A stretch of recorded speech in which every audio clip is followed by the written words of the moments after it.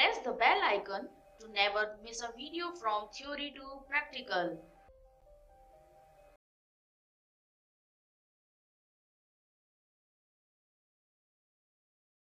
Hello everyone, मैं संगीत शर्मा स्वागत करता हूं आप सभी का थ्योरी टू प्रैक्टिकल के आज के इस वीडियो ट्यूटोरियल में। दोस्तों हम डिस्कस कर रहे हैं कौन सा topic, engineering mechanics. Engineering mechanics में अब तक हम क्या कर चुके हैं? सबसे पहले हमने देखा था इंट्रोडक्टरी पार्ट, इंट्रोडक्शन, क्यों हमें इंजीनियरिंग मैकेनिक्स पढ़ने की जरूरत है, उसके मैंने आपको डिफरेंट एग्जाम्पल्स दिए थे। उसके बाद हमने देखा था कि इंजीनियरिंग मैकेनिक्स को हम दो तरीके से स्टडी करते हैं, एक तो स्टैटिक्स और एक डायनेमिक्स। इन दोनों में क्या डिफरेंस है वो भी हमने डिटेल में देख चुके हैं। उसके बाद हमने बात की थी किसकी, छोटे छोटे दो कॉन्सेप्ट की बात की थी। एक तो बात हमने की थी लॉ ऑफ क्वांटिनम, और दूसरा हमने रिजिड बॉडी और डिफॉर्मेबल बॉडीज क्या होती है, उन दोनों के बीच में क्या डिफरेंस है। ये छोटे छोटे कॉन्सेप्ट जो आपको आगे काम आएंगे, ये हमने इंट्रोडक्शन पार्ट में कवर किए थे। उसके अलावा जो इंपॉर्टेंट चीज हमने डिस्कस कर चुके हैं अब तक, वो है न्यूटन्स लॉज ऑफ मोशन। कौन से? 3 लॉ हमने देखे थे, first law, second law, third law. तीनों लॉ हमने डिटेल में डिस्कस किए थे। इसके बाद फर्स्ट लेक्चर में एक और चीज हमने कंप्लीट की थी, वो थी हमारी vector and scalar quantities. Vector quantities और स्केलर क्वांटिटीज में क्या डिफरेंस है, इन दोनों में के एग्जांपल हमने देखे थे।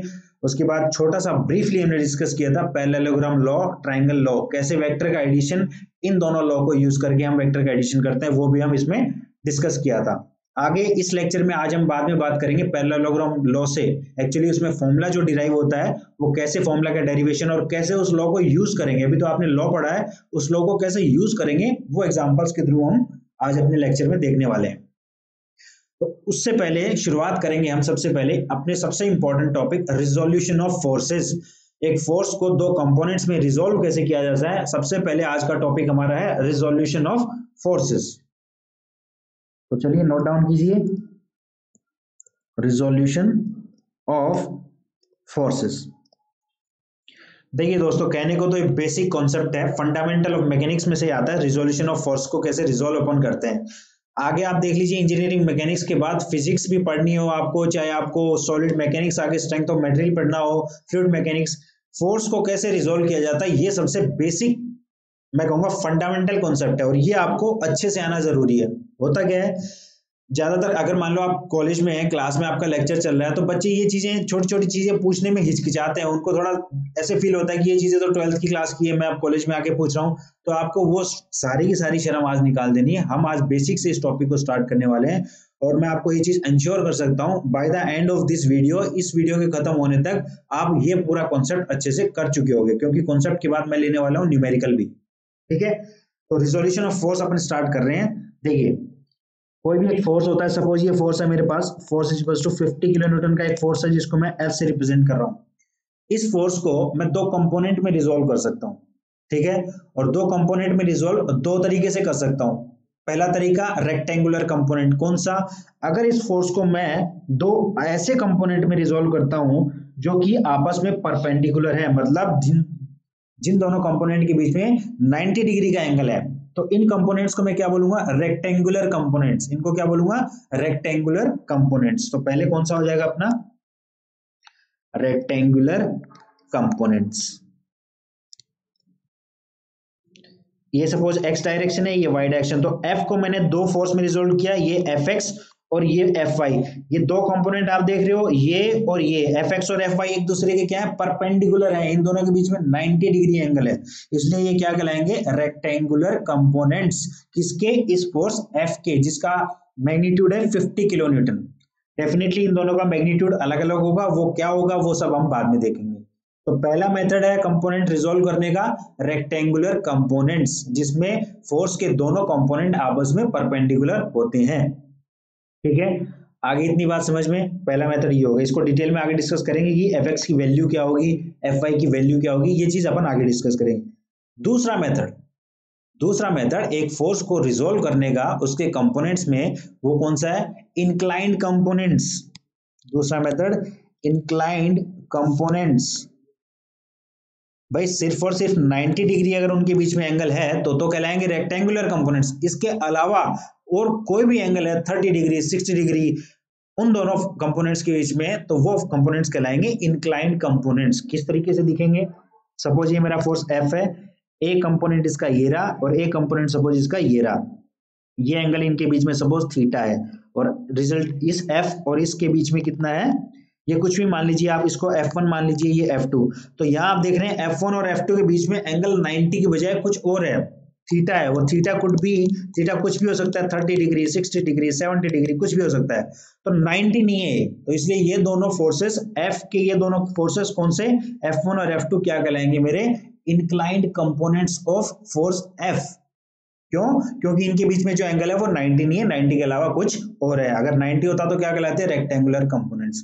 तो अब तक आपको रेक्टेंगुलर और इंक्लाइंड कंपोनेंट समझ में आ चुका होगा। अब चलिए रेक्टेंगुलर कंपोनेंट्स में आएंगे हम, Fx और Fy की वैल्यू क्या होगी, उनको फॉर्मूला क्या है, वो कैसे डिराइव करते हैं हम, वो बात करेंगे। तो अब हम बात करेंगे resolution of forces into rectangular component, कैसे रिजोल्व करेंगे। Resolution of forces into rectangular, ध्यान से देखिएगा दोस्तों, मैं फिर से कह रहा हूं ये बहुत इंपॉर्टेंट टॉपिक है, बेसिक है, एकदम बेसिक फंडामेंटल जो मैकेनिक्स के हैं उनमें आता है रेक्टेंगुलर कंपोनेंट्स। जिन लोगों को आता है उनके लिए ये लेक्चर, उनको लगेगा कि ये क्या इतना आसान सी चीजें कराने, बट दोस्तों अपन को सबको साथ में लेके चलना है। मैंने आपको पहले कहा था इंजीनियरिंग मैकेनिक्स का एक छोटा सा भी पोर्शन आपको ऐसा नहीं छोड़ा जाएगा जो कि आपको आरआरबी जेई या फिर एसएससी जेई जैसे, या फिर कोई भी और दूसरे एग्जाम की आप तैयारी कर रहे हैं, बड़े एग्जाम गेट आईएएस वगैरह की भी कर रहे हैं, तो भी आपको इन टॉपिक से रिलेटेड बिल्कुल भी दिक्कत नहीं आएगी, ये मेरा प्रॉमिस है आपसे। Resolution of forces into rectangular components, तो देखिए शुरू करते हैं। देखिए बात जब रेक्टेंगुलर कंपोनेंट्स की करते हैं तो सबसे पहले आपको एक कोऑर्डिनेट एक्सिस या रेफरेंस एक्सिस जिसको बोलते हैं वो डिसाइड करनी है। जैसे अपन एक्स और वाई लेते हैं, ये मेरी सपोज वाई एक्सिस है और ये मेरा क्या है, एक्स एक्सिस। ये मेरी एक्स एक्सिस है और ये वाई एक्सिस, और ये फोर्स है अपना एक फोर्स एफ, जिसका कुछ भी मैग्नीट्यूड हो सकता है, 50 किलोन्यूटन, 40 किलोन्यूटन, वो अपन मैग्नीट्यूड की तरफ नहीं जाएंगे, ठीक है। ये एफ, मैं कहता हूं इस फोर्स क्या है, एक वेक्टर क्वांटिटी। तो वेक्टर क्वांटिटी को जब भी आप, मैंने आपको बताया था पिछले लेक्चर में, वेक्टर क्वांटिटी को जब भी आप डिनोट कर रहे हो तो दो चीजें आपको उसकी इंफॉर्मेशन देनी पड़ेगी। कौन सी? एक तो उसका मैग्नीट्यूड क्या है और एक उसकी डायरेक्शन क्या है। मैग्नीट्यूड अपन को पता है कुछ भी हो सकता है, 50-40 किलोन्यूटन कुछ भी। डायरेक्शन फोर्स की मैं कैसे बताऊंगा, किसी रिफरेंस एक्सिस के रेस्पेक्ट में। तो मैं कह रहा हूं कि एक्स एक्सिस के रेस्पेक्ट में ये फोर्स थीटा एंगल पे है, वो थीटा एंगल पे, थीटा कुछ भी 30 डिग्री 40 डिग्री कुछ भी एंगल है। बात ये होगी फोर्स की। अब बात कर रहा हूं मैं इसके रेक्टेंगुलर कंपोनेंट्स को मैं कैसे रिजोल्व करूंगा। देखिए रेक्टेंगुलर कंपोनेंट्स सबसे पहले आएगा मेरा एक्स डायरेक्शन में क्या आएगा, एफ एक्स। तो ये मेरा क्या आ जाएगा, एफ एक्स। एक्स डायरेक्शन में क्या आएगा, एफ एक्स।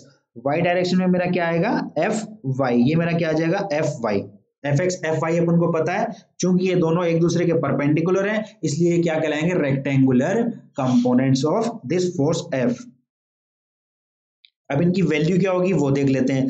तो सबसे पहले तो आप ये पैरेललोग्राम, ये जो पॉलीगन है ये कंप्लीट कीजिए। तो ये एक तरह से आपको क्या देखने को मिलेगा, रेक्टेंगल बनेगा आपके पास। क्यों बोलते हैं ये भी मैं आपको बता देता हूं, इन कंपोनेंट्स को रेक्टेंगुलर कंपोनेंट्स क्यों बोलते हैं। आप इस पॉलीगन को क्लोज करोगे ना, एफ से मिलाते हुए ये एफ एक्स और ये वाला, तो एक देखने को मिलेगा कि आपको ये रेक्टेंगल फॉर्म हो रहा है। ये क्या फॉर्म हो रहा है, रेक्टेंगल फॉर्म हो रहा है। इसलिए मैं इनको क्या बोलता हूं, एफ एक्स और एफ वाई को रेक्टेंगुलर कंपोनेंट्स। आगे बात समझ में। दूसरा, इन दोनों के बीच में 90 डिग्री एंगल है। अब इनकी वैल्यूज क्या होगी वो देख लो। मैं इसको मान लेता हूं ये मेरा ओरिजिन O है, ये A पॉइंट है, ये सपोज B पॉइंट है, ये पॉइंट है C। तो आप सबसे पहले कंसीडर कीजिए ट्राइंगल OAB। ट्राइंगल OAB की तरफ गौर कीजिएगा, जरा गौर फरमाओ। अब इसमें देखो OAB में कोस थीटा मेरे को लिखना है, कोस थीटा। कोस थीटा क्या हो जाएगा, आधार बट्टे कर्ण। वो आपको याद है लाल बट्टे कक्का, जो कॉन्सेप्ट अपन 10th क्लास में सीखे थे, फिर से बता देता हूं, कोई भी हेजिटेशन नहीं, मैंने कहा बेसिक से चलेंगे अपन। देखिए ये याद रखिए, LAL बट्टे KKA, लाल बट्टे कक्का ध्यान रखिए आप। L सबसे पहले वाला L और K, ये क्या कहलाएगा, साइन थीटा। साइन थीटा क्या हो जाएगा, L/K। L से मेरा मतलब क्या है, लंब। मैं हिंदी में आपको बताऊंगा ये चीज, क्योंकि ये चीज आपको ध्यान रखनी पड़ेगी। लंब जिसको बोलते हैं परपेंडिकुलर। तो L/K, L divided by K। L से मेरा मतलब क्या है, लंब। K से मेरा मतलब क्या है, कर्ण। कर्ण किसको, हाइपोटेन्यूज। एक राइट एंगल ट्राइंगल में आपको पता है ना, दिस इज परपेंडिकुलर, जिसको मैं बोल रहा हूं लंब। ये क्या है मेरा बेस, जिसको बोलता हूं मैं आधार, और ये हाइपोटेन्यूज को क्या बोलूंगा मैं, कर्ण, के से बोलता हूं। हिंदी में मैं आपको बता रहा हूं क्योंकि ज्यादातर जो स्टूडेंट्स होंगे उन्होंने अपना 10th लेवल तक जो कंप्लीट किया होगा स्कूलिंग, वो हिंदी में की होगी, इसलिए उनको आसानी रहेगा ये चीज समझने में। तो लाल बटे कक्का, लम बटे कर्ण, लम बटे एल बाई के, सबसे पहले वाले दो को पकड़ लो, वो क्या होता है साइन थीटा। अगले दो को पकड़ लो, क्या है आधार बट्टे कर्ण, तो कोस थीटा क्या होगा आधार बट्टे कर्ण।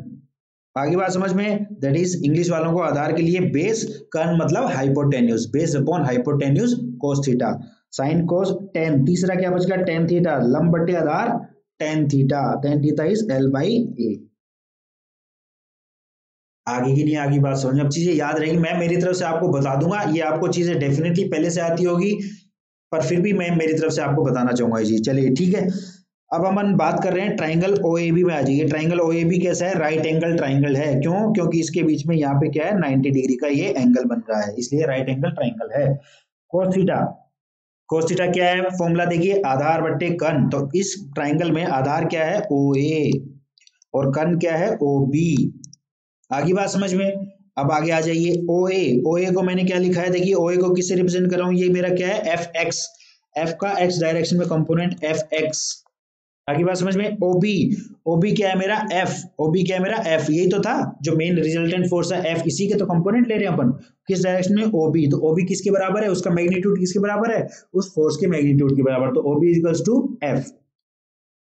तो यहां से अगर आप इंटरचेंज करोगे एफ एक्स इक्वल्स टू कितना आ जाएगा F cos theta, F cos theta. तो कंपोनेंट रिजोल्व कर दिए एफ एक्स और एफ वाई में, एफ एक्स की वैल्यू भी पता चल गई कितनी है, फोर्स का एक्स डायरेक्शन में कंपोनेंट एफ एक्स, जिसकी वैल्यू कितनी है एफ कोस थीटा। तो अगर आपको फोर्स दिया हुआ है सपोज 50 किलो न्यूटन और थीटा में को दिया हुआ है 30 डिग्री, तो एफ एक्स कितना आ जाएगा 50 इंटू कोस 30, सोल्व कर लेना आंसर आपके पास आ जाएगा। आगे की नहीं आगे बात समझ में। चलिए अब मैं बात करूंगा इसी ट्राइंगल में साइन थीटा की, मेरे को एफ आई भी तो निकालना है, तो साइन थीटा की बात कर लो।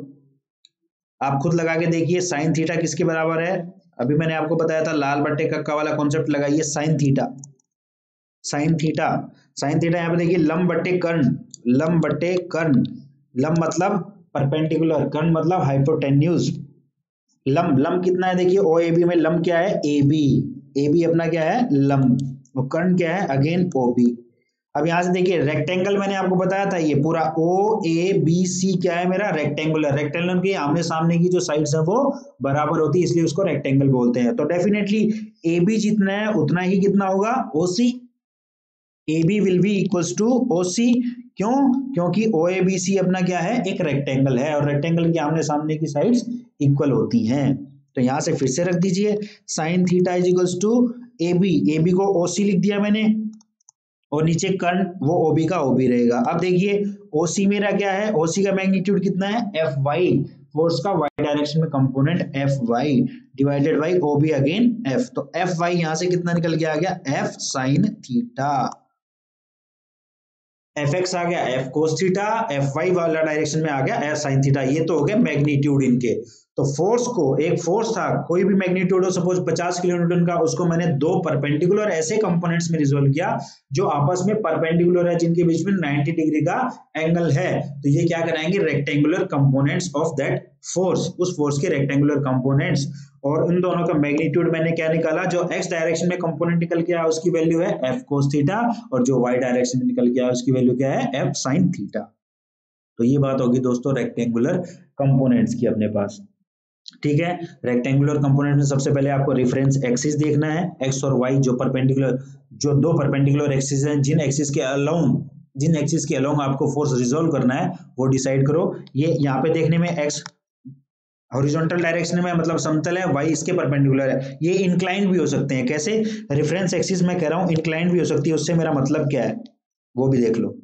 रेफरेंस एक्सिस अगर इंक्लाइंड हो सकती है उससे मेरा मतलब क्या है, यहाँ पे देखिए वो इस तरीके से भी हो सकती है, ये सपोज मेरी हो गई एक्स एक्सिस, इसके जस्ट परपेंडिकुलर होगी, इंक्लाइंड है तो क्या हुआ इसके वाई भी इसके क्या होगा परपेंडिकुलर, इन दोनों के बीच में 90 डिग्री एंगल ही रहेगा, और मेरा फोर्स आ जाएगा यहाँ कहीं, ये मेरा आ जाएगा फोर्स एफ। ये सेम एंगल थीटा और ये मेरा हो जाएगा एफ एक्स और ये एफ वाई। तो कोई जरूरी नहीं है एक्स हमेशा ऐसा ही दिखेगा आपको हॉरिजॉन्टल डायरेक्शन में, ये इंक्लाइंड भी हो सकता है। ये अल्फा सपोज एफ जो एक्स एक्सिस है वो बेस से इंक्लाइंड भी हो सकती है, एट एन एंगल भी हो सकता है, बट आपके कंपोनेंट्स रिजॉल्व उसी तरीके से होंगे। ये फोर्स रहा, इसके दो परपेंडिकुलर कंपोनेंट्स एफ एक्स और एफ वाई हो जाएंगे। तो रेफरेंस एक्सिस हॉरिजॉन्टल भी हो सकती है और उसी एंगल पे इंक्लाइंड भी हो सकती है, वो कोई आपको टेंशन लेने की जरूरत नहीं है। उस हिसाब से अपना कंपोनेंट भी उधर चला जाएगा, शिफ्ट हो जाएगा, ठीक है। तो ये तो बात होगी दोस्तों रेक्टेंगुलर कंपोनेंट्स की, और ये कैसे मैग्नीट्यूड इनका निकालते हैं वो मैं आपको बता दिया है। अब हम बात करेंगे इंक्लाइंड कंपोनेंट्स की, very important topic inclined components. Inclined components को हम कैसे रिजोल्व करते हैं, उसके दो तरीके हैं, ट्राइंगुलर लॉ और पैरेललोग्राम लॉ। पैरेललोग्राम लॉ और ट्राइंगुलर लॉ मैंने आपको थोड़ा सा ब्रीफ में बताया था, अब थोड़ा आपको डिटेल में बताऊंगा कि इंक्लाइंड कंपोनेंट रिजोल्व करने के लिए हम कैसे यूज करते हैं इन लॉस का। चलिए दोस्तों, before we move on to inclined component की अगर अपन बात करें उससे पहले रेक्टेंगुलर कंपोनेंट्स के कुछ दो तीन मैं छोटे छोटे एग्जांपल आपके लिए ले लेता हूं, ताकि आपका कॉन्सेप्ट जो पढ़ा हुआ है वो साथ के साथ क्लियर हो जाए, ठीक है। तो कुछ एक छोटे छोटे क्वेश्चन लेंगे अपन। पहला देखिए, पहला क्वेश्चन कहता है कि resolve the force into two components, two perpendicular components. किस तरीके से दिया हुआ है अपन को, एक ये 40 किलो न्यूटन का फोर्स दिया हुआ है और ये x डायरेक्शन दी है, ये y डायरेक्शन दी है। तो अपन को फाइंड आउट क्या करना है, इसका एफ एक्स कंपोनेंट और इसका एफ वाई कंपोनेंट, ये अपन को फाइंड आउट करना है, सिंपल। ये इसका एफ वाई कंपोनेंट, ये अपन को फाइंड आउट करना है। और ये एंगल अपन को दिया हुआ है इस केस में 30 डिग्री, क्वेश्चन में दिया हुआ 30 डिग्री। तो ओरिजिनली क्या था, एक फोर्स 40 किलो न्यूटन का अपन को ऐसे दिया हुआ है, इस 40 किलो न्यूटन के अपन को दोनों कंपोनेंट्स पूछे हुए हैं एक्स एंड वाई डायरेक्शन में। एक्स डायरेक्शन में जो कंपोनेंट है वो मैंने लिया है एफ एक्स, वाई डायरेक्शन में जो कंपोनेंट लिया है वो मैंने लिया है F Y. F x F y का डायरेक्ट फॉर्मूला भी मैंने आपको बताया था रेक्टेंगुलर कंपोनेंट्स में। एफ एक्स क्या हो जाएगा अपना एफ कॉस थीटा, तो यानी 40 इंटू कॉस 30, ये हो जाएगा एफ एक्स। और एफ वाई क्या हो जाएगा एफ साइन थीटा, यानी 40 इंटू साइन 30। इन दोनों को सॉल्व कर लीजिए, सॉल्व करोगे तो क्या आएगा, जल्दी से सॉल्व करके बताइए, सिंपल क्वेश्चन। तो यहां से आ जाएगा cos 30 इंटू 40, ये आ जाएगा आपके पास 34.64 किलो न्यूटन, ठीक है। दूसरा आ जाएगा साइन 30, ये आ जाएगा 20,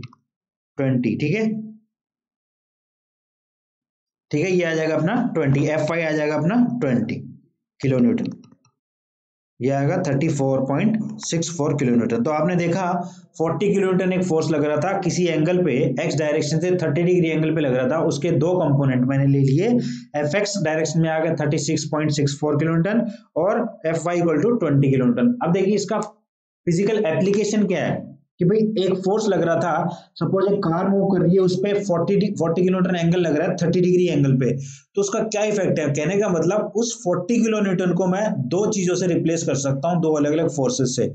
वो उसका इफेक्ट क्या होगा, इस 40 किलो न्यूटन का एक्स डायरेक्शन में इफेक्ट कितना है 34 किलो न्यूटन, वाई डायरेक्शन में भी ये इफेक्ट कितना है इसका 20 किलो न्यूटन। कंपोनेंट क्या होते हैं एक्चुअली, कंपोनेंट उन दोनों का रिजल्टेंट होता है। कहने का मतलब अगर 36.64 और 20 किलो न्यूटन को मैं जोड़ता हूं तो वो किसके इक्वल होगा, वो 40 किलो न्यूटन के इक्वल होगा। वो किसके इक्वल होगा, आपको इनको जोड़ना नहीं है, ये जोड़ोगे तो आपको ये 54 समथिंग मिलेगा, जो कि आपका सही नहीं है। मतलब इन दोनों का इफेक्ट उस 40 किलो न्यूटन के बराबर है जो कि एक्ट कर रहा है 30 डिग्री एंगल पे। तो ये चीज आपको समझनी पड़ेगी दोस्तों, कंपोनेंट का एक्चुअली मतलब क्या है, क्यों रिजोल्व करते हैं अपन, ठीक है, क्यों रिजोल्व करते हैं अपन, ये भी जरूरी पता होना चाहिए आपको कि 40 किलो न्यूटन एक फोर्स लग रहा था 30 डिग्री एंगल पे, तो उसका इफेक्ट मैं जान नहीं पा रहा था, क्योंकि मैं जान पाता कि ये फोर्स का मेरे को पता होता एक्स डायरेक्शन में कितना इफेक्ट दे रहा है और वाई डायरेक्शन में कितना इफेक्ट दे रहा है। तो उस 40 किलो न्यूटन को हटा के मैंने एक्स डायरेक्शन में लगा दिया 34.64 और वाई डायरेक्शन में लगा दिया 20 किलो न्यूटन। अब मेरे को वो 40 किलो न्यूटन लगाने की जरूरत नहीं है, उसके ये दोनों इफेक्ट हैं। तो ध्यान रखिएगा, कंपोनेंट्स ऑफ ए फोर्स क्या रिप्रेजेंट करते हैं, उस फोर्स का इफेक्ट रिप्रेजेंट करते हैं कि वो इस डायरेक्शन में कितना फोर्स लग रहा होगा, कितना इफेक्ट हो रहा होगा उसकी वजह से, और वाई डायरेक्शन में कितना इफेक्ट हो रहा होगा। तो ये मतलब होता है कंपोनेंट्स का। तो ये चीज भी आपको मालूम होनी चाहिए कि आखिर हम कंपोनेंट्स पढ़ क्यों रहे हैं। एक क्वेश्चन, छोटा क्वेश्चन ये हो गया। दूसरा देखिए, थोड़ा सा आपको क्या होगा, कई बार इसमें साइन कन्वेंशन का भी कंफ्यूजन हो सकता है, तो मैं आपको वो डाउट भी क्लियर कर देता हूं। सपोज ये मेरी रेफरेंस एक्सिस है, ये कोऑर्डिनेट एक्सिस है, ये है एक्स डायरेक्शन, ये है मेरी वाई डायरेक्शन। तो ये मेरा है पॉजिटिव क्वाड्रेंट, ये मेरा क्या है माइनस एक्स डायरेक्शन, और ये मेरा क्या है माइनस वाई डायरेक्शन। ठीक है, तो फोर्स अगर इस डायरेक्शन में है तो उसके कंपोनेंट होंगे ये एफ एक्स एफ वाई, ये क्या होंगे मेरे पॉजिटिव डायरेक्शन। तो अगर कंपोनेंट अगर कोऑर्डिनेट एक्सिस के डायरेक्शन में है तो वो पॉजिटिव है, अगर कंपोनेंट नेगेटिव कोऑर्डिनेट एक्सिस की डायरेक्शन में तो वो क्या है, नेगेटिव कंपोनेंट्स है। सपोज एक फोर्स मेरा ऐसे लग रहा होता है, ऐसे लगने की बजाय यहाँ ऐसे लग रहा होता, तो इसका कंपोनेंट कहाँ आएगा, इस एंगल से 30 थीटा डिग्री पे लग रहा होता, तो इसका कंपोनेंट एक आएगा इस डायरेक्शन में और एक आएगा इस डायरेक्शन में और दूसरा आएगा इस डायरेक्शन में एफ वाई। तो ये क्या होगा, नेगेटिव एफ वाई। क्यों, क्योंकि ये माइनस वाई डायरेक्शन में इसका कंपोनेंट है, इसलिए ये फोर्स भी नेगेटिव फोर्स होगा। और क्यों इधर माइनस एफ एक्स होगा, क्योंकि जो कंपोनेंट है वो नेगेटिव एक्स डायरेक्शन में, इसलिए कंपोनेंट भी नेगेटिव होगा। तो ये चीजें भी आपको ध्यान रखनी है। थोड़ा सा इसको मैं ट्विस्ट करके आपके लिए इसमें रिप्रेजेंट करता हूं, देखिए आप बनाने की कोशिश कीजिएगा, आप बना पाते हैं क्या। ये जो 40 किलो न्यूटन का फोर्स लग रहा था, ये मैं कह रहा हूं कि अब ऐसे लग रहा है, कैसे, ऐसे लग रहा है 40 किलो न्यूटन का। और मैं आपसे पूछ रहा हूं एक्स और वाई डायरेक्शन में इसके कंपोनेंट, ये एंगल दे रखा है मेरे को 30 डिग्री। तो यहाँ पे आपको मैंने वो पूरा बना के नहीं दिखाया है, ये पूरा, ये माइनस एक्स है, ये माइनस, ये आपको छुपा हुआ है। तो आपको क्या देखना है, ये फोर्स सेम फोर्स है। अगर ये फोर्स ऐसे लग रहा होता तो भाई ये फोर्स यहाँ ओरिजिन पे इस डायरेक्शन में लग रहा है, ये सेम ही तो है। अगर मैं यहाँ से इसको एक्सटेंड कर दूं तो ऐसा ही लग रहा है। और इसके कंपोनेंट आएंगे, एक तो आएगा इधर और एक आएगा मेरा इधर। तो अगर इन फोर्सेस को आपको इसी रेफरेंस एक्सिस पे रिप्रेजेंट करना है एक्स और वाई डायरेक्शन में, तो आप कैसे रिप्रेजेंट करेंगे, ये तीर इधर है तो इसके कंपोनेंट भी इधर होंगे। ये होगा एफ एक्स और ये होगा इसका इस डायरेक्शन में एफ वाई। पहले एफ एक्स और एफ वाई अपने इस डायरेक्शन में थे, ऊपर था, अब कंपोनेंट भी अपने इस डायरेक्शन में होंगे, जो कि नेगेटिव एक्स डायरेक्शन की तरफ पॉइंट कर रहा है। ये F y negative y direction की तरफ पॉइंट कर रहा है। तो इन चीजों का ध्यान रखना है कि फोर्स को जहां रिजोल्व, जिस फोर्स को रिजोल्व करना है उसकी डायरेक्शन क्या है। ठीक है, उसके अकॉर्डिंग ही अपन को कंसर्न एक्सिस पे अपन को उसका रिजोल्व करना है कंपोनेंट। अब फोर्स इधर लग रहा था तो इसके कंपोनेंट भी इधर होंगे, नेगेटिव एक्स डायरेक्शन में और नेगेटिव वाई डायरेक्शन में। ये रेफरेंस एक्सिस मैंने दिखाई नहीं, इसी एक्सिस पे दिखा दिया, तो इसकी डायरेक्शन इस डायरेक्शन में आपको दिखानी है। तो ये छोटे छोटे कॉन्सेप्ट आपको मालूम रहने चाहिए। ठीक है, चलिए थोड़ा सा एक और एग्जाम्पल लेता हूं, अच्छा थोड़ा सा twisting example. Determine the x and y components of each of the forces. Question क्या कहता है, determine x and y components of each forces. इससे आपका सारा कॉन्सेप्ट क्लियर हो जाएगा इस क्वेश्चन से, रेक्टेंगुलर कंपोनेंट्स का। इसके बाद आपको रेक्टेंगुलर कंपोनेंट में दिक्कत नहीं आएगी, ये मेरी गारंटी है। इस तरीके से अपन को डायग्राम दिया हुआ है और ये आपकी रेफरेंस एक्सिस दी हुई है। थोड़ा सा नीचे बनाते हैं इसको,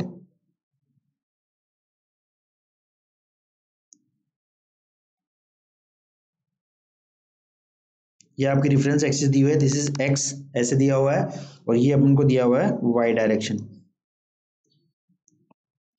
डेफिनेटली ये क्या हो जाएगा मेरा, नेगेटिव वाई डायरेक्शन। तो फोर्सेस जो अपन को दिए हैं वो कौन कौन से फोर्स दिया हुआ है, एक फोर्स तो दिया हुआ है 150 न्यूटन का जो कि एक्ट कर रहा है 35 डिग्री, एक दूसरा दिया हुआ है 70 न्यूटन का, और फिर अपन को दिया हुआ है एक 220 किलो न्यूटन का, 220 न्यूटन का।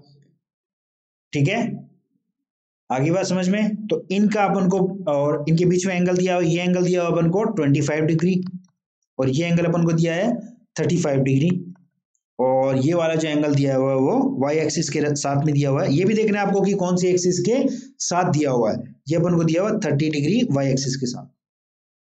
आगे की नहीं आगे बात दोस्तों समझ में, ये क्वेश्चन अपन को दिया हुआ और कहा है कि एक्स और वाई डायरेक्शन में इन दोनों के फोर्सेस को आपको कंपोनेंट को रिजोल्व करना है। तो चलिए शुरू हो जाइए, एक टेबल सी बना लेते हैं अपन। यहाँ पे तो कंसर्न फोर्स और उसका एक्स कंपोनेंट और फिर उसका वाई कंपोनेंट, ठीक है, फिर उसका वाई कंपोनेंट। तो देखिए सबसे पहले मैं फोर्स पकड़ रहा हूं 70 का, कलर चेंज कर लेते हैं ताकि सबसे पहले फोर्स में पकड़ रहा हूँ 70 का एक्स कंपोनेंट बता दो मेरे को फटाफट।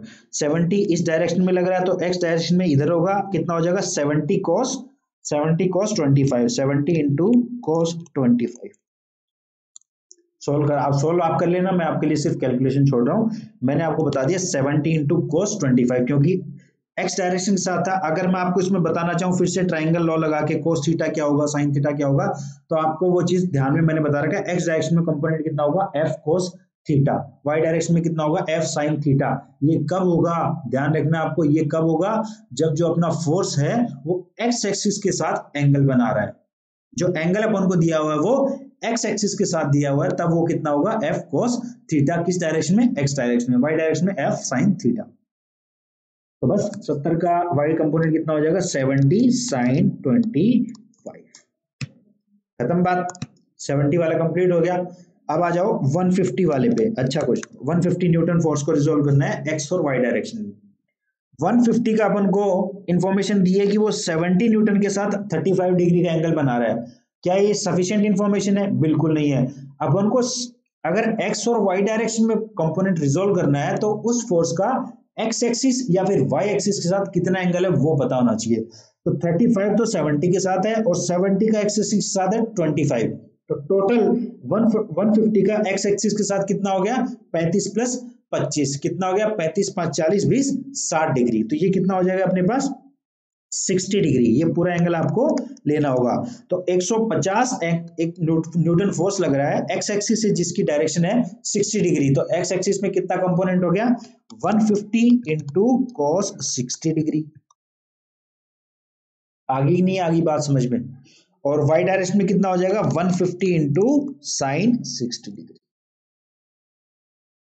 हुआ कॉन्सेप्ट। अब ये साइन 60 कितना होता है उसको 150 से मल्टीप्लाई करके कैलकुलेशन का पार्ट मैं आपके लिए छोड़ रहा हूं, ठीक है। अब आ जाओ, एक दूसरा है अपने पास तीसरा फोर्स 220 न्यूटन। 220 न्यूटन। अब बताओ मेरे को आप 220 न्यूटन का एक्स एक्सिस के साथ कितना कंपोनेंट होगा और वाई के साथ कितना कंपोनेंट होगा। ध्यान रखने लायक बात यह है, मैंने आपको इसके साथ में डायरेक्शन भी बताता हूं। देखिए 70 इधर लग रहा था तो इसकी एक्स की डायरेक्शन होगी इधर, वाई की डायरेक्शन होगी ऊपर की तरफ। इधर x लगेगा, y भी ऊपर की तरफ लगेगा। सिमिलरली 150 की x डायरेक्शन होगी ये वाली पॉजिटिव x एक्सिस की तरफ और y की कम होगी ऊपर की तरफ, सेम पॉजिटिव y की तरफ। 220 न्यूटन देखिए उसका y, ये अपनी क्या है नेगेटिव y डायरेक्शन, तो ये क्या है पॉजिटिव x एक्सिस के साथ। अब यहाँ पे आप कहोगे कि इसमें x एक्सिस के साथ तो अपन को दिया हुआ नहीं है एंगल, तो इसके दोस्तों दो तरीके हैं इसको रिजोल्व करने के। दो तरीके हैं। क्या तरीका? पहला तरीका तो ये है कि आप एक्स एक्सिस के साथ कितना एंगल बना रहा है वो फाइंड आउट कर लीजिए। अगर वाई के साथ 30 बना रहा है तो ये टोटल एंगल हमको पता है कितना होता है 90, ये 90 होता है, तो 90 में से 30 गया तो ये कितना बच गया 60। तो 220 का एक्स एक्सिस के साथ मेरे पास आ गया कितना एंगल आ गया 60 डिग्री। तो कंपोनेंट कितना हो जाएगा 220 into cos 60 degree, x axis के साथ cos 60 डिग्री। और वाई के साथ कितना हो जाएगा, फोर्स किधर लग रहा होगा एक्स एक्सिस के साथ इधर लग रहा होगा, और y के साथ कितना हो जाएगा 220 इंटू साइन 60 डिग्री। और ये किधर लग रहा होगा नीचे, ये कहां लग रहा होगा नीचे, एफ वाई डायरेक्शन नीचे की तरफ, एफ एक्स लग रहा होगा इधर। एक तरीका तो ये है, ठीक है, कि आपको x के साथ ही अगर कोस कंपोनेंट लेना है तो आप फाइंड आउट कर लीजिए x के साथ कितना एंगल बना रहा है वो फोर्स। तो हमने देखा x और y के बीच में टोटल 90 डिग्री होता है और एंगल और y के बीच दे रखा है 30 डिग्री। बच गया कितना, 90 में से 30 गया तो 60 बच गया। एंगल आ गया x के साथ 60 डिग्री, तो फॉर्मूला लगा दिया सेम 220 इंटू cos 60 और 220 इंटू साइन 60 y के साथ। y के साथ डायरेक्शन नीचे की तरफ आएगी। अब की बात आगे बात समझ में। दूसरा आप क्या कर सकते थे, एक चीज ध्यान रखिए, अगर y के साथ आपको निकालना है कंपोनेंट, फोर्स आपको दिया हुआ और जिस एक्सिस के साथ आपको एंगल दिया हुआ है तो वहां पे आप सीधा उस उतने एंगल का कोस कंपोनेंट ले लीजिए।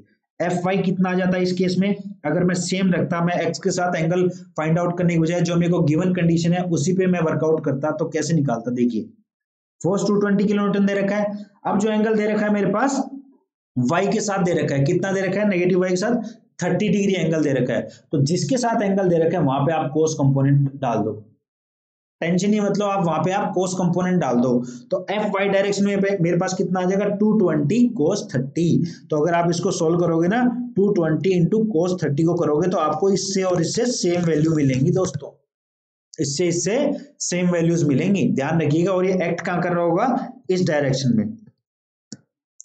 दूसरा एंगल सेम रखना था, जिसके साथ एंगल दिया उसके साथ कोस कंपोनेंट चला गया, जिसके साथ एंगल नहीं दिया हुआ उसके साथ साइन कंपोनेंट चला जाएगा। तो यहाँ पे 220 इंटू साइन 30 करोगे ना दोस्तों, तो इसकी और इसकी वैल्यू दोनों की सेम मिलेगी आपको। तो मैंने आपको दो मेथड बताए हैं, एक तो आप अपने जो कोर प्रिंसिपल है उस पर आप चलिए, एक्स एक्स के साथ आपको एंगल फाइंड आउट करना है किसी भी तरीके से, तो फाइंड आउट इस केस में तो आपने कर लिया। कई ऐसे केसेस होंगे जहां आप नहीं कर पाओगे, इस केस में तो पता था एक्स और वाई के बीच में 90 है और 30 माइनस करके अपन ने 60 निकाल लिया। इंक्लाइंड कंपोनेंट्स आएंगे वहां आप नहीं कर पाओगे, तो उस केस में आप क्या कीजिएगा, दूसरा मेथड क्या है कि इस फोर्स का जिस एक्सिस के साथ एंगल दिया हुआ है वहां पे कोस कंपोनेंट डाल दो और दूसरी एक्सिस के साथ एक्स एक्सिस के साथ साइन कंपोनेंट डाल दो, तो इन दोनों से आपको सेम वैल्यूज मिलेंगी, चाहे सोल्व करके आप देख लो।